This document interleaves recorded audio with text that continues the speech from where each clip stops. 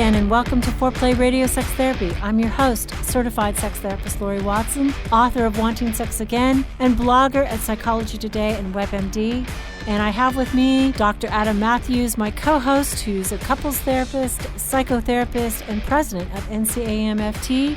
Foreplay is dedicated to helping couples keep it hot. Each episode, we cover an aspect of sex that impacts your sex life and something that you can relate to. So if you find our discussions helpful, please give us a review on iTunes or Stitcher. We would love it if you would tell a friend about us. You can find us also on the web at foreplayrst.com. And if you have a comment or a topic that you'd like us to talk about, we'd love to hear from you. Please send them to us at info@foreplayrst.com. Thanks for listening. Now on to today's topic. Today's episode is part one of Laurie's keynote address to the Forsyth County Medical Society's Sexual Health Awareness Group at Wake Forest School of Medicine, titled, How to Keep Your Love Life Alive. Thank you. I'm Libby Kelly. I'm the outgoing president of the Forsyth County Medical Society. So I'm introducing Laurie Watson. Laurie has been in practice for 27 years as a marriage therapist, couples therapist, and sex therapist. She maintains a very busy practice both in Greensboro as well as in Raleigh. She has lectured both at Duke Medical School as well as at Chapel Hill Medical School, so we're excited to have her here for the first time. She's the author of a book called Wanting Sex Again, and she hosts a fun podcast called Foreplay. She's also a frequent keynote speaker, like she is tonight, and a guest on radio and TV talk shows. So please join me in welcoming her.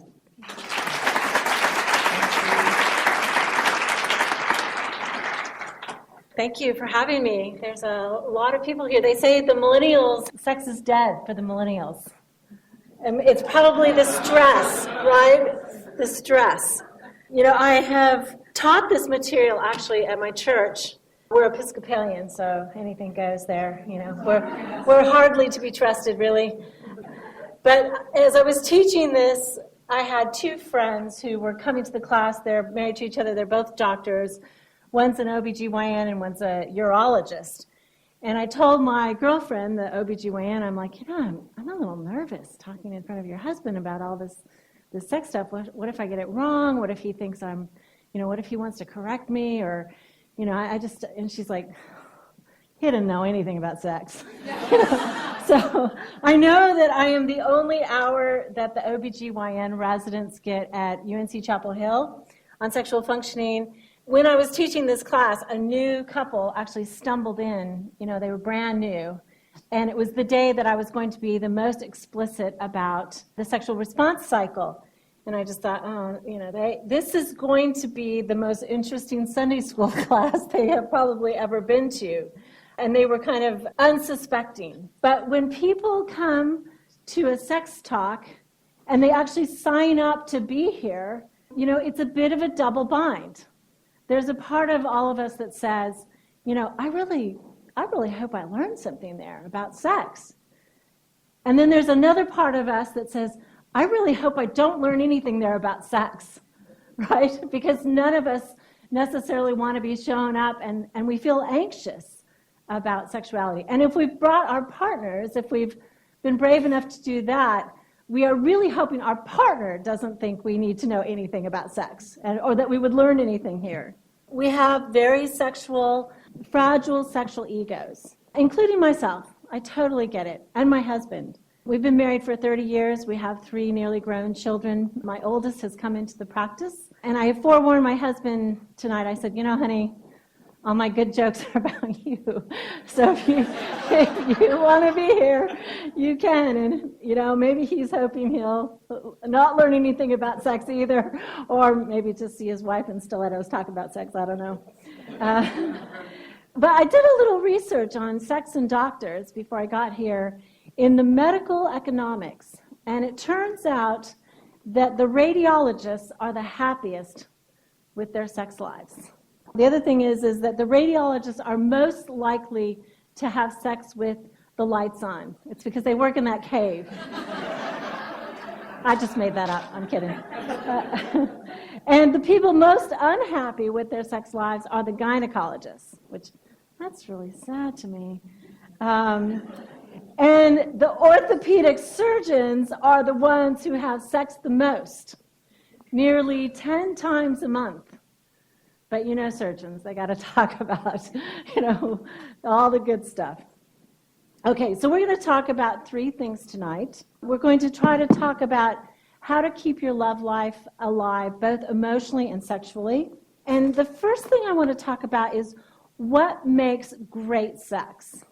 I believe that there are 3 things that make sex great: being present, ruthlessness, and vulnerability. So when I was young, it was my duty to clean the bathrooms, and I would wake up, and in my mind, I'd be laying there on a Saturday morning, and I'd go get the bucket in my mind, and I'd get all the supplies, and I would see myself cleaning the bathrooms. And eventually I had to shake myself. It's like, don't clean them twice. Don't do it in your mind and then do it again. And that is the absolute epitome, I think, of not being present. I could have just relaxed, had a few more winks, but instead, I was cleaning the bathrooms in my head. And I believe that we do this sometimes when we're having sex, right? Sometimes we're multitasking. I'm sure you've seen it. It's that picture of the person having sex and they're like looking over their shoulder at their phone. We're not in the place. We're not present to what's happening in the moment. And the other thing is we can maybe, because we have so much stress, we have so much to do, we can rush through the experience, barely feeling it, barely being present in that moment, to get to the list. I wrote the book, Wanting Sex Again, and one of the things, in the beginning I saw more women, now I see equal measure, probably more men at this point. But the women particularly told me, I can never have sex, I can never get relaxed. And I'm like, well, why not? Because I have the list. The list has to be done. And so I can't relax in the moment. And they can't get present. One kind of helpful little tip is, obviously slowing it down. Try to look in your partner's eyes. There's a guy named Schnarch, he's a writer, he wrote Passionate Marriage, and his exercise, he writes this whole chapter on eyes open orgasm. I didn't even know that was possible until I was like 40 years old. I just thought your eyes like the doll, you lie down, your eyes shut. It's like, orgasm, your eyes just shut, right? But I think if you can feel some connection with your partner, sometimes opening your eyes and seeing them is a way to come into the moment. I have another little trick but I'm going to save that for later, for when your mind is wandering above the bed. So ruthlessness, it's a funny concept, but ruthlessness is the ability to really go for it in sex, to really let yourself try to get as much out of it as you can, and to believe and trust that your partner, A, wants you to do that, and that they're doing that too. So ruthlessness, if there's too little of it, if we're too hung up on, am I pleasing my partner? Are they happy? With too little ruthlessness about, kind of a sense of selfish going for it, then sex is very flat. It's kind of boring. If there's too much ruthlessness, I don't care about my partner. I don't care at all. I'm just hooking up and let's go. Then basically, sex is mechanical.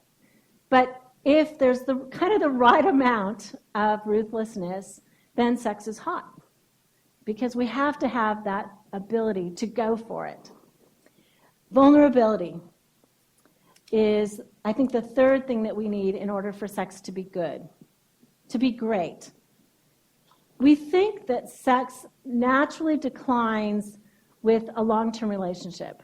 We've seen that, right? Everywhere, our parents, the old people. I look old to a lot of you. I'm really not that old, but and I still want sex. But desire kind of makes us feel vulnerable, and I think that that's the problem in long-term relationship. In long-term relationship, there's a lot of slings and arrows. It's difficult. There's a lot to work out, and so we start to turn off our vulnerability. The other thing is what if we would allow ourselves to long for and feel the primitive sexual desire for this one person, all our lives maybe, if it's a committed relationship forever, To long for somebody and to desire them leaves us vulnerable to several things. One, they may not long for us back. They may not desire us. And so little bit by little bit, we back up. Or they may desire someone else, and those possibilities, grow on us. Oh, I'm not so sure it's so safe to keep this sexual desire going, this longing for this person. Or the ultimate thing is, they may die, right? To continue to long for another person is going to end badly. Every love story, the better the love story, the more tragic the end, right? We all die. Our partners die. And so we guard our hearts, and our bodies are so one that we will dial down desire. We will dial down the vulnerability that keeps us going. There's a story about a princess, and she's kind of a poor princess. And her parents, the king and queen, they need some gold to keep the kingdom going. And so they decide to betroth their darling princess to a dragon, because we all know dragons have gold. And so the princess, not what she had hoped for, goes to a wise woman and a sage and asks the woman, what about the wedding night? I'm terrified of the dragon. And what am I going to do? This is a fire-breathing dragon. And so the wise woman whispers in her ear the secret plan for the wedding night. And so the whole kingdom comes and gathers and is celebrating, and meanwhile the princess is dreading the bedroom chambers. And finally, it's time for them to exit and go into the prepared bedroom. And so she goes there, and she sees her new husband, the dragon. And he is all about it. And she says, I have one favor to ask of you. And he said, sure, anything, whatever you want. And she says, I'd like to undress for you. And the dragon's like, yeah, go for it. And so she says, but what I would like is, as I undress, as I take off my gown, I would like you to take off a few of your plates of armor and scales. Okay, I can do that. And so she takes her wedding gown off, and underneath her wedding gown is another wedding gown. And so he takes off some of his scales, and underneath that wedding gown is another wedding gown. He takes off some more scales. Another wedding gown, more scales, another wedding gown, more. She has 10 wedding gowns that she has kind of stuffed herself into.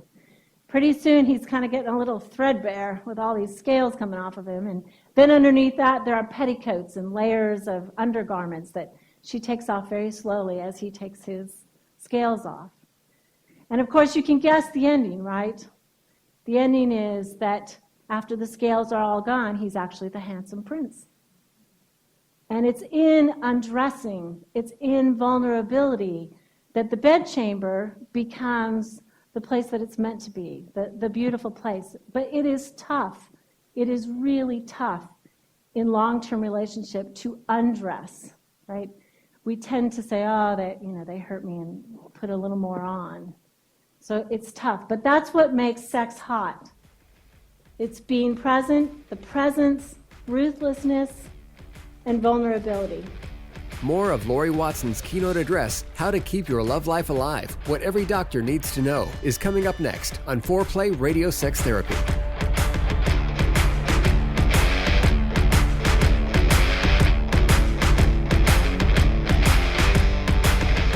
Wanting sex again.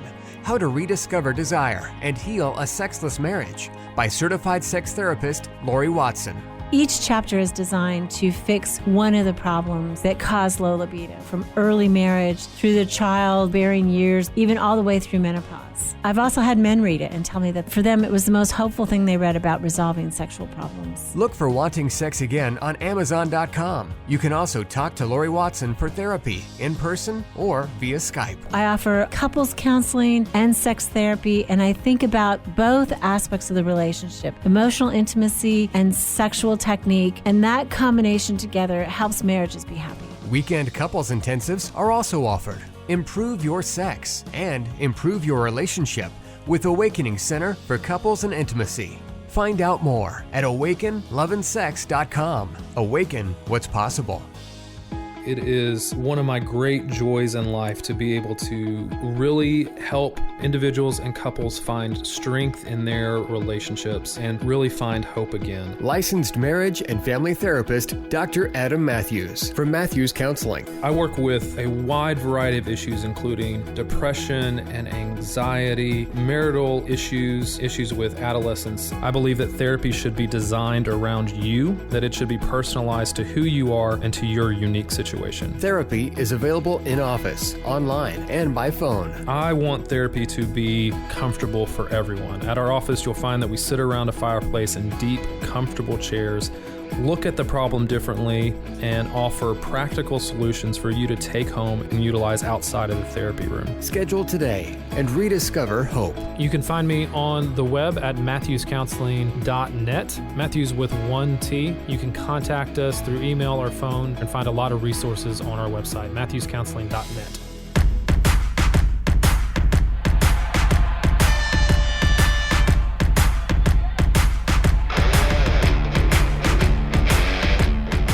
Welcome back to Foreplay Radio Sex Therapy and part one of Laurie's keynote address at Wake Forest School of Medicine.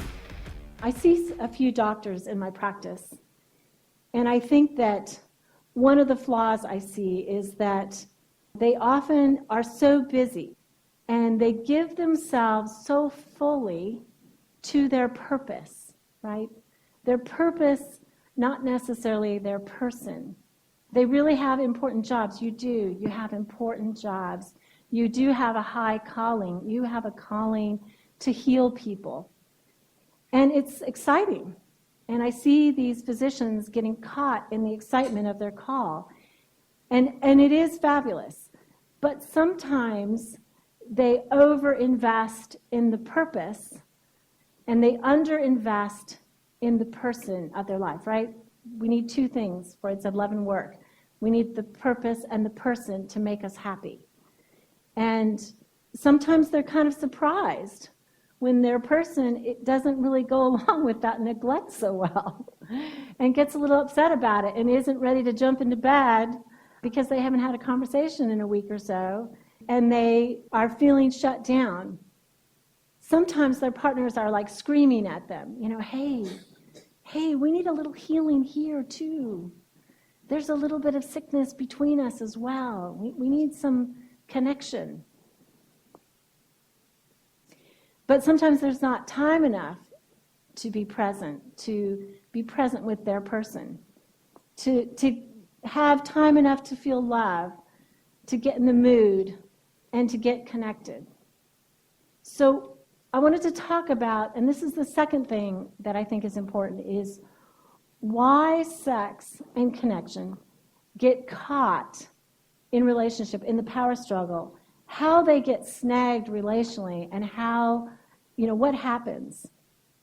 We need love and work. We need a purpose and a person. And in our relationships, we also need two things.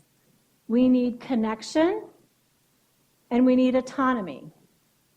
We need love, sex, talking time, togetherness, family time. We need autonomy, right? To be masters of our own destiny, to have respect for our own decisions, to have alone time, to have our own hobbies. Some separateness. We need space as well. And I know that doctors often favor autonomy and purpose because it's so demanding to become a doctor and to be a doctor.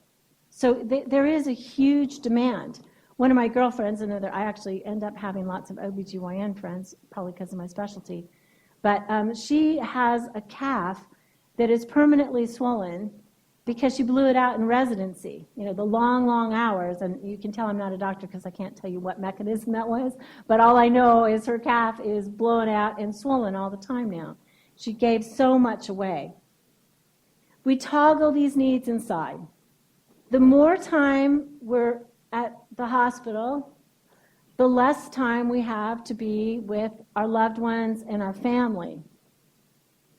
When we're taking care of our patients, our businesses, or whatever, we have less time at home. I think as a working mother, I felt tremendous guilt about this.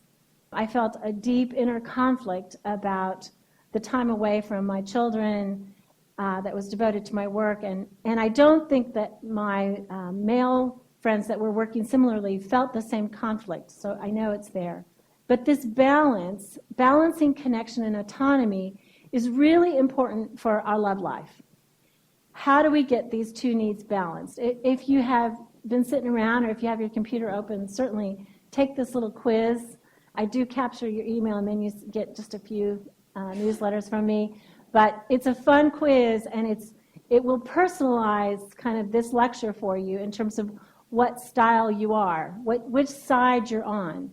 What I talk about is the person in relationship, even though we both have both needs, in long-term relationship, we kind of split the difference. One person focuses more on autonomy, and the other person focuses more on connection. This person, is busy. They're building their kingdom. They got work to do. Their hobbies often are alone hobbies. This person, more concerned, just innately feels more concern about family time, talking together, sometimes sex. They want more, and it becomes a chaser and a chasey game. The pursuer goes forward, the distancer backs up. It's almost like South Pole magnets on a rod. The more they chase, it's weird, but the further back they get. Now, we all have the needs for closeness. We all have the needs for sex. We all have the needs for autonomy. But in relationship, they get pulled apart into separate people. Some of you couples out there, I see you smiling at me. You know what I'm talking about. Distancers want space. And we're getting to sex. Don't worry. I'll never forget sex. I promise I'll get there. Distancers want space. Pursuers want closeness. Distancers want time to do their own thing. And pursuers want time together. I have a girlfriend. I've been friends with her for 16 years. I've been out to lunch with her once. Because she says, if she had time to do that, she'd want to do it with David, her husband. Any free time, any free money is going to be spent with David. She's a mega pursuer. One time they got in a fight, and I took her out for coffee or something. And I'm like, let's go out to the movies too. Oh, I forgot my pocketbook. I have to go home and get it. I'm like, okay. So she went home, and in 5 minutes, she came out and she said, I'm going to stay home. David wants to make love tonight. And I'm like, gosh, if you went to the movies, he'd buy you a yacht. It's like, give him a little space, girl. Just stay away. Distancers, they really want respect for their differences. But pursuers, they're like sharers. They want to share everything, their thoughts, all the time. It's funny, distancers are often people of few words. And, pursuers, we like to talk. Talk, talk, talk, talk, talk. Distancers are often more concerned with production, and pursuers are more concerned with family time, home, and hearth. Distancers, now in bad times, they become withdrawers. And pursuers become critical. Distancers will say this: no matter what I do for you, it's not enough anyway. I can't make you happy. And pursuers will say, yeah, damn straight because it's not enough. There's some pursuers out there. You know what I'm talking about. Distancers, their primary fear is of being controlled by that critical other, by being absorbed by their agenda. And pursuers, their primary fear is the loss of control and being abandoned by the other. And you see how nicely that dovetails into each other. You know, one feels controlled and the other is like losing control and then scrambling after further. In heterosexual relationships, and often the lesbian relationships I see, they might flip-flop in this as well. So in a heterosexual relationship, 75% of all men are distancers, 75% of all women are pursuers. And so he might be more distancing in general, but he's the pursuer sexually. She might be more pursuing, tell me all your feelings, let's spend time together. She's not so interested in bed. So they flip-flop. And actually, that's probably the easiest couple to help because there's motive, right? There's good motive. One of them, they want something from each other. It's more difficult when couples are congruent, when one's a distancer and a sexual distancer, or a pursuer, you know, and a sexual pursuer. Those are harder to fix.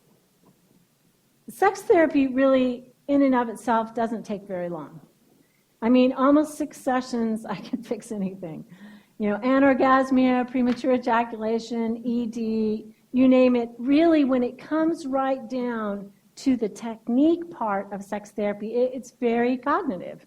I mean, it's getting a vaginismus woman to actually be penetrated takes about a year. You know, penetration takes about 6 weeks, and then she's done. You know, but getting through to people, the problem is that we are having sex actually as humans. And it turns out that humans are very complicated, and it's just getting them to the party that is the hard part of sex therapy. It's like our limbic system tells us that when we're in relationship with somebody, the blame game kind of starts, and we feel this desire to fight or take flight or to freeze. And to unhook that system in order to get movement between them is kind of really the work of therapy. To stay sexual, as we've said, requires vulnerability, which is something most of us did not observe very much of in our childhoods. And our childhoods provide a map of emotional vulnerability and also sexual vulnerability. It provides the emotional map of how we relate intimately with another. And, you know, like they say, you know, the one person at the functional family conference, right? You know, most of us come from, even good families have problems. We have 3 boys. You should see the house we could have built with all the therapy payments we made. You know, I mean, huge. And we have 3 adult sons who talk to us, which we think is an enormous achievement. But I got to say, you know, we also see 3 sons who have problems. Even though I was a therapist, my husband was working with people, you know, we studied this. We studied child development. Even in our family, we know we messed up. Even good families that try really hard just can't be there all the time, right? There's a mess up. And so that map lives in us. And our partner has another map. And sometimes the fight is, whose map are we going to walk on? Whose are we going to use? Which dysfunction are we going to exhibit? In sex, sexual pursuers initiate sex. They've got the pleasure plan. They've got the master plan for fun in bed. They risk the first kiss, and they are hoping to make the marriage intimate and warm and playful. Sexual distancers actually like sex. They really do. But they're responders. They're not necessarily initiators. And they are more keenly sensitive to the intensity of sex, and they need sex to be safe. So they like seduction, They like to be tempted and coaxed and, kind of charmed and sweet-talked toward this precipice that for them feels somewhat dangerous and out of control. Sexual pursuers, they are improvers. They will have a great sexual experience, and they're going to talk about how can we make that better? What should we do next time? Can we do it in the morning? How soon can we do it again, and how much better can we make it? And often, because we seem to connect with and commit to partners who are our equal emotional level, but our opposite defense. Pursuers marry, get connected with distancers. It's just the way it is. It's always proportional. Wherever you are on the seesaw, if you're looking at your partner going, you are such a mega distancer, guess what? You are such a mega pursuer. We're always opposite in our defense. So those pursuers, man, they like the experience, the sexual experience to be intense. They want it wilder. They want it better. They want it the hottest sex. And they want hot sex all the time. That's their expectation. They want an 11 on a scale of 1 to 10. Sexual distancers, that kind of thinking absolutely terrifies them. Because they're not measurers. They don't think about the next time. They are enjoying this time. And they don't kind of measure this time against all the other times. If you ask a sexual distancer, what did you think? That was great. But was it as good as last? I don't know. That's not how I think.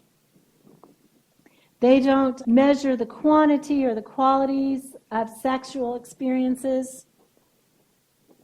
Every experience is a standalone. If sexual pursuers, if their fantasy is for more intensity, a sexual distancer's fantasy is about making their partner happy. I just want you to say, it was great, and then nothing. That's what I want. That's what would make me happy. They want to be skilled and attractive, but they want to be good enough in bed. Pursuers, they can seem hard to please. Sexual pursuers. And they struggle against anxiety. They struggle against these thoughts. Worried thoughts about sex are like little gremlins that crawl into their head. They're obsessions that say, it's been a long time since the last time, and I know we had it last night, but it'll probably be that long again. And they start to get anxious. Maybe they think, well, my partner maybe doesn't love me enough or isn't as attracted to me.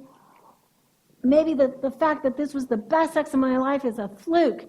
And I've already had the best sex of my life, so I have nothing to look forward to. That's how their minds sort of start spinning.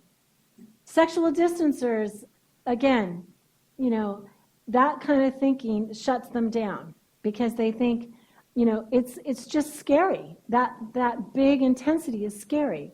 And sexual distancers have reasons to keep sex shut down. In some ways, they feel, I believe, sex more intensely than even their partners could ever imagine. They don't express it well, but they feel it very intensely, and that's why they stay contained.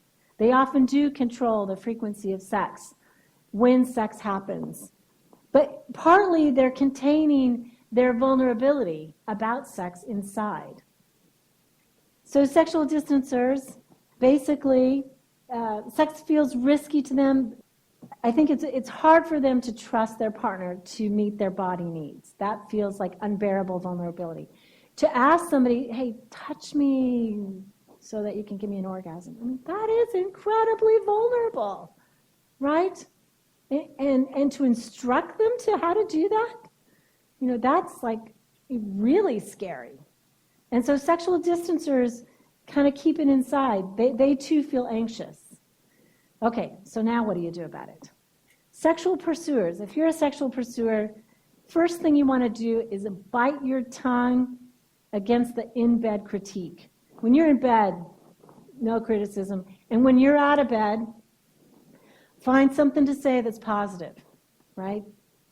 Find something to say that is like, that was great, thank you. And don't ask, can we do it tomorrow? When's the next time? Was it good for you? Just zip it. Just say, say it was fabulous. Find a way to positively communicate your feelings of anxiety. So when you're like, okay, are we going to do it again? Say, rather than we don't have sex enough, say, I'd love to make love to you 3 times a week. You orthopedic surgeon, you. Sexual distancers, your tasks. Do your own work. Examine your sexual history, your childhood. Know who you are as an erotic being. How many of you have been told that you need to discover yourself as an erotic being? Don't we all think that just happens naturally? We don't realize that we actually have to attend to that that's a piece to develop. We take classes and courses and fellowships and continuing ed. We know professionally we have to develop, but sex, I can't even tell you the number of people who come, the percentage of people who will pay my fee and haven't read a sex book. I'm like, you've done nothing toward this? Sexual distancers, keep sex out of the power struggle. See if you can don't play the power struggle out on the sexual field. Why? Because you lose out. Without eroticism in your own life, life is flat. Those of you who know this and are sexual distancers and I never want to have sex again. Life is kind of flat. If you're not looking forward to this hot thing, this spicy thing in a long-term relationship, the bed is where excitement happens. And know your own body and what's normal, which leads me to our own bodies and what's normal. You've been listening to Foreplay Radio Sex Therapy. For the conclusion of Laurie Watson's keynote address, How to Keep Your Love Life Alive, What Every Doctor Needs to Know, download our next episode. Thanks for listening. Hey, help us stay on top here at Foreplay. We'd love it if you would subscribe and share it with your friends. And please take 1 sec and rate and review us. Thanks so much.